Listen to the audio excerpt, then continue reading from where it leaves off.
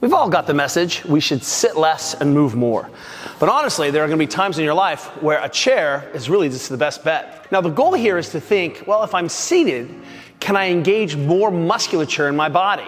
The magic cutoff is 1.5 metabolic equivalents, which is what happens when I stand. It's a measure of how much energy my body's using. But it turns out if I can be in active seating, like the Vari CoreChair, I can actually get very close or actually exceed that 1.5 metabolic equivalent sort of metrics, which means that I can sort of take a shot at limiting my total sedentary behavior for the day.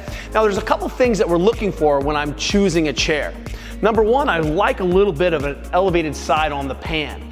This allows me to create a little bit of a platform that helps me get organized. It helps my femurs relate better to my pelvis. That's actually a sneaky way of making this seated position a little bit more sustainable. Number two, I want to cut out where my coccyx or tailbone goes, so I don't end up sitting on my tailbone all day long. The other thing I really like is having not a lumbar support, but a sacrum support.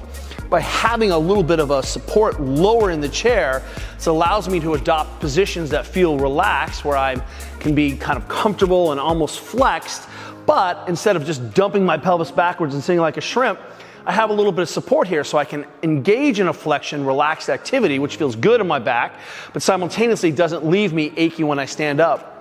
Of course, I should have a chair that swivels and wobbles and allows me to fidget and change my positions, but having a pan that moves a little bit allows me to kind of touch those achy positions and wash those joints into better shapes.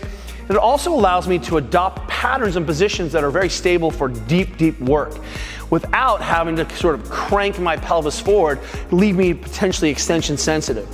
The bottom line is that we should be choosing a chair that facilitates how our bodies work in this, let's be honest, unnatural seated situation. The Vari CoreChair is your go-to.